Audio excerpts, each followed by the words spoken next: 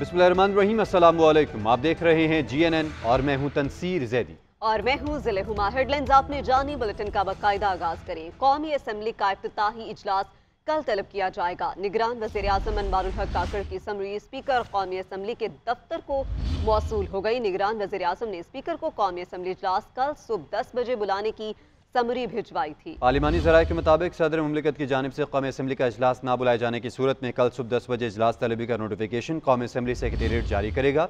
निगरान वज़ीर आज़म ने आइन के आर्टिकल 91 की शिक 2 के तहत कौमी असम्बली का इजलास कल बुलाना नागुज़ीर करार दिया है।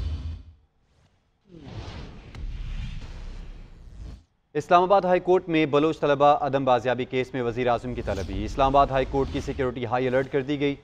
वज़ीर आज़म का सिक्योरिटी स्क्वाड भी इस्लामाबाद हाई कोर्ट पहुँच गया है। बलोच तलबा की अदम बाजियाबी केस में इस्लामाबाद हाई कोर्ट ने वज़ीर आज़म, वुज़रा और सेक्रेटरीज को तलब किया था। इस्लामाबाद हाई कोर्ट में बलोच तलबा अदम बाजियाबी केस में वज़ीर आज़म की तलबी।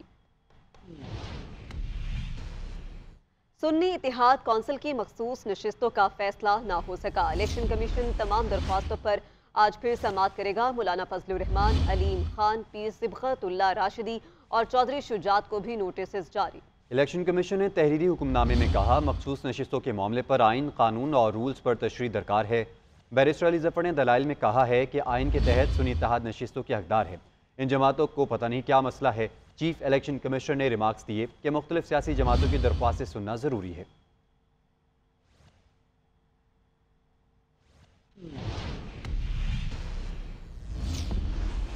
खैबर पख्तूनख्वा और बलूचिस्तान असम्बलियों के इजलास आज होंगे। दोनों इजलासों के लिए एजेंडा जारी कर दिया गया। इजलास में 9 मुंतखब अरकान असम्बली हलफ उठाएंगे। इसके बाद स्पीकर और डिप्टी स्पीकर के इंतखाब के लिए कागजात नामजदगी 5 बजे तक सेक्रेटरी असम्बली के पास जमा करवाए जाएंगे।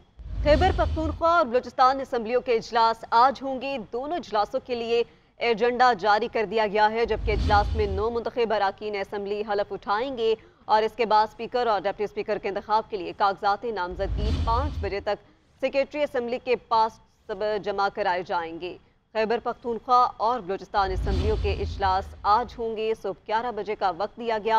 दोनों इजलासों के लिए एजेंडा जारी कर दिया गया। इजलास में 9 मुंतखब अरकान असम्बली हलफ उठाएंगे और इसके बाद स्पीकर और डिप्टी स्पीकर के इंतखाब के लिए कागजात नामजदगी 5 बजे तक सेक्रेटरी असम्बली के पास जमा कराए जाएंगे।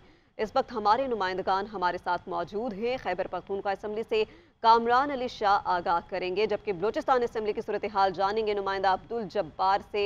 बात कर लेते हैं सबसे पहले खैबर पख्तूनख्वा असम्बली से कामरान अली शाह से आगाह लेंगे। तफसीलात बताइएगा।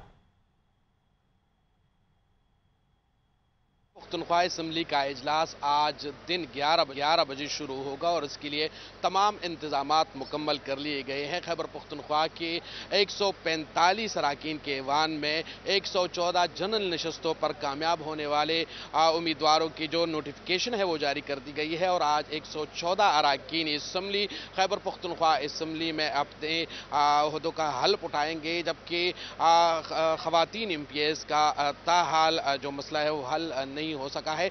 यहाँ पर तमाम इंतजामात जो है वो मुकम्मल कर लिए गए हैं। 114 अरकान में 67 अरकान जो है वो पहली बार खैबर पख्तूनख्वा असम्बली के मेंबर बनने जा रहे हैं। इसी के साथ 47 मेंबरान इससे कबल भी खैबर पख्तूनख्वा के मेंबर रह चुके हैं। खैबर पख्तूनख्वा के 13 अजला से नए मेंबरान जो है वो खैबर पख्तूनख्वा असम्बली के मेंबरान बन चुके हैं, जबकि पेशावर से सबसे ज़्यादा 11 अरकान। ठीक है, कामरान साथ ही मौजूद रहेगा। बलूचिस्तान असम्बली की सूरत हाल जान लेते हैं अब्दुल जब्बार से। अब्दुल जब्बार बताइएगा, बलूचिस्तान असम्बली की सूरत हाल क्या है, नामजद उम्मीदवारों से मुतल्लिक भी बताइएगा। जी शुक्रिया। बिल्कुल, आज बलूचिस्तान असम्बली का जो 12वीं पार्लिमानी साल का पहला इजलास दोपहर 3 बजे यहाँ पर तलब कर लिया गया है, जिसमें जो है बलूचिस्तान असम्बली के मुंतखब होने वाले 9 मुंतखब होने वाले अरकान असम्बली यहाँ पर हल्फ उठाएंगे। 65 के करीब जो है बलूचिस्तान असम्बली के अरकान है। यहाँ पर हल्फ बर्दारी के मौके पर यहाँ पर सिक्योरिटी के भी इंतहाई सख्त इक़दाम किए गए, जबकि तमाम तैयारियाँ भी मुकम्मल कर ली गई है। जबकि बलूचिस्तान में 4 जमाती इत्तेहाद की जानिब से आज बलूचिस्तान असम्बली के सामने एहतजाजी मुजाहरा का भी ऐलान कर लिया गया है, जिसके तहत यहाँ पर सिक्योरिटी के जो है इंतहाई सख्त इकदाम किए गए। बलूचिस्तान असम्बली के रास्ते पर यहाँ पर कंटेनर लगाए गए हैं ताकि यहाँ पर आने जाने वाले अफराद को जो है यहाँ पर चेक किया जा सके। ताम यहाँ पर आज असम्बली के सेशन में पहला सेशन है जिसमें मेहमानों के जो आने पर भी मुकम्मल तौर पर जो है पाबंदी आयद कर दी गई है। किसी किस्म के मेहमान को यहाँ पर आने की इजाज़त नहीं होगी। ताम यहाँ पर जो बलूचिस्तान असम्बली के इतराफ़ में जितने भी स्कूल्स हैं उनको भी जो है आज के दिन जो है मुकम्मल तौर पर जो है सील कर दिया गया है, जबकि रेनोवेशन का काम भी जो है यहाँ से मुकम्मल कर लिया गया है। जबकि 3 बजे यहाँ पर बाकायदा तौर पर जो है बाकायदा असम्बली का पहला सेशन होगा, जिसके लिए यहाँ पर इसके बाद अरकान असम्बली यहाँ पर पहुँचेंगे और इसके बाद अल्फबरदारी की तकरीब होगी। ताम ये भी कहा जा रहा है कि जो डिप्टी स्पीकर बलूचिस्तान असम्बली है जान मोहम्मद जमाली वो अब्दुल जब्बार और कामरान अली शाह तफसीलन आगाह करने के लिए। नए मुंतखब वज़ीर आला सिंध सैयद मुराद अली शाह की सुबह वज़ीर आला हाउस आमद हुई। वज़ीर आला सिंध सैयद मुराद अली शाह को वज़ीर आला हाउस आमद पर गार्ड ऑफ ऑनर पेश किया गया। वज़ीर आला सिंध ने सलामी लेने के बाद अपने फ़राइज़ मनसिबी का आगाज़ कर दिया। वज़ीर आला सिंध ने सलामी के बाद चीफ सेक्रेटरी डॉक्टर फ़खर आलम, IG सिंध रिफत मुख्तार से मुलाकात भी की।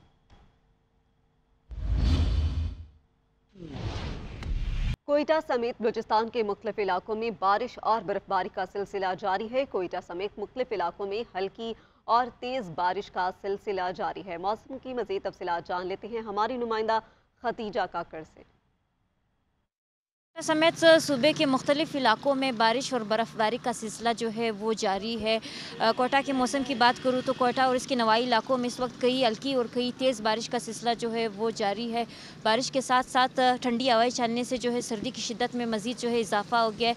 ताम महकमा मौसमियात ने जो है 29 फरवरी से जो है 2 मार्च तक मगरबी हवाओं की नई लहर जो है बलूचिस्तान में दाखिल होने की जो है पेशगोई कर दी है। ताहम अगर बलूचिस्तान के साहिल इलाके गवादर की बात की जाए तो वहाँ पर तूफ़ानी बारिशों ने जो है अरसू तबाही मचा दी। 16 घंटे मुसलसल बारिश से गवादर शहर जो है वो ज़ेर आब आ गया। PTM हुकाम और ज़िले इंतज़ामिया की जो है सैलाबी सूरत हाल पर काबू पाने के लिए जो है कार्रवाइयाँ जो है जारी है। ताहम अगर आज से कोयटा, ज़ियारत, चमन, किला सैफुल्ला, किला अब्दुल्ला, नौशकी, पंजगूर, चागी और दीगर इलाकों में जो है मज़ीद मूसलाधार बारिश और पहाड़ी सिलसिलों पर जो है मज़ीद बर्फ़बारी का भी जो है इम्कान है। जी सदर मुमलिकत कौमी असम्बली का इजलास ना बुलाकर आइन शिकनी कर रहे हैं। उनके खिलाफ 2 मुकदमा दर्ज होंगे। एक अदम एतमाद पर असम्बली तोड़ने और दूसरा इजलास ना बुलाने का मुकदमा दर्ज होगा। चेयरमैन पीपल्स पार्टी बिलावल भुट्टो कहते हैं आसिफ अली जरदारी ने मुफाहमत के अमल में PTI के शामिल होने का भी कहा था, उन्होंने बात नहीं की। जो अडयाला जेल में है वो अपनी गलतियाँ तस्लीम करने को तैयार नहीं। ये जमहूरियत, आइन और कानून को नहीं मानता। हमारे पास यही ऑप्शन है कि जो बात कर रहे हैं उनको मौका दें। इख्तिलाफात आपस के रखते हुए एक दूसरे की इज्जत नहीं करेंगे, तब तक आप ये उम्मीद ना रखें कि कोई और इदारा आपका इज्जत करेंगे। हमने फैसला ये किया कि जो हमारे पास वोट मांगने आए हैं उनको चले हम जाके वोट देते हैं। जो दूसरा सियासी जमात है सुन्नी इत्तेहाद काउंसिल, उन्होंने मेरा वोट मांगा ही नहीं। अब वो कैसे एतराज कर रहे हैं कि किसी और का हुकूमत बन रहा है। सुन्नी इत्तेहाद काउंसिल के बहुत शुक्रगुजार है कि इन्होंने तो मरियम नवाज साहिबा को भी अनअपोज चीफ मिनिस्टर इलेक्ट करवा दिए हैं। इन्होंने चीफ मिनिस्टर मुराद अली शाह साहब इसका मुखालफत अभी नहीं की। शहबाज शरीफ साहब भी तकरीबन अनअपोज थी, उनका फिर यूनानिमस वजीर आज़म बनता जा रहा है। इस सूरत हाल में तो आप भी खुश हो जाए, मैं भी खुश हो जाए, मैं और क्या कहूँ। अलवी साहब अब अगले हफ्ते के बाद वो हमारे डांस संभाल सकेंगे। जो प्रेसिडेंसी है उसकी बस की बात नहीं। काफ़ी ऐसे कुछ केसेस है मेरे ख्याल में जो अब लीगल मसाइल बनेंगे अलवी साहब के। शुरू तो वहाँ से होंगे जहाँ उस रात अलवी साहब ने आइन तोड़ा, असेंबली को नहीं बुलाया, तो वो भी एक और मुकदमा होगा। सदर सरदारी ने तो ये पैगाम दिया कि जो रेकन्सिलिएशन का प्रोसेस वो करेगा उसमें PTI शामिल होगा। मैं समझता हूँ जो उसमें मुश्किलात होगा वो इतना कि आज तक PTI मानने को तैयार नहीं है कि हमसे कोई गलती। आसिफ जरदारी को सदारती इलेक्शन में कामयाब कराने के लिए बिलावल भुट्टो मुतहरिक। चेयरमैन पीपल्स पार्टी ने इंतखाबी मुहिम के लिए 4 रुकनी कमेटी कायम कर दी। कमेटी में यूसुफ रज़ा गिलानी, राजा परवेज अशरफ, सैयद खुर्शीद शाह और नवीद कमर शामिल। कमेटी आसिफ अली जरदारी को सदारती इलेक्शन में कामयाब कराने के लिए तमाम जमातों से वोट मांगेगी। अमेरिका ने एक बार फिर बानी PTI के पाकिस्तान में अमेरिकी मुदाखलत के इल्ज़ामात की तरदीद कर दी। तर्जुमान अमेरिकी महकमा ख़ारजा मैथ्यू मिलर का कहना है बानी पीटीआई के इल्ज़ामात गलत और झूठे हैं। सिर्फ इतना कह सकता हूँ कि यहाँ खड़े होकर सच बोलूँ।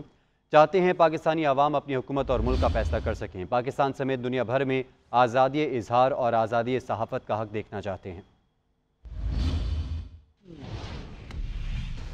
25 मई 2022 के लॉन्ग मार्च में एहतजाज और तोड़ फोड़ से मुतल्लिक थाना तरनोल में दर्ज मुकदमे में इस्लामाबाद के डिस्ट्रिक्ट एंड सेशन कोर्ट ने बानी चेयरमैन पीटीआई असद उमर, फैसल जावेद और दीगर को मुकदमे से बरी कर दिया। आपको अपडेट कर रहे हैं। 25 मई 2022 के लॉन्ग मार्च में एहतजाज और तोड़ फोड़ से मुतल्लिक थाना तरनोल में दर्ज मुकदमे में इस्लामाबाद के डिस्ट्रिक्ट एंड सेशन कोर्ट ने बानी चेयरमैन पीटीआई असद उमर, फैसल जावेद और दीगर को मुकदमे से बरी कर दिया है। आपको अपडेट कर रहे हैं। District and session court Islamabad ने ये फैसला दिया है। बात कर लेते हैं अदरीस अब्बासी से। अदरीस अब्बासी, समाअत का अहवाल दीजिएगा।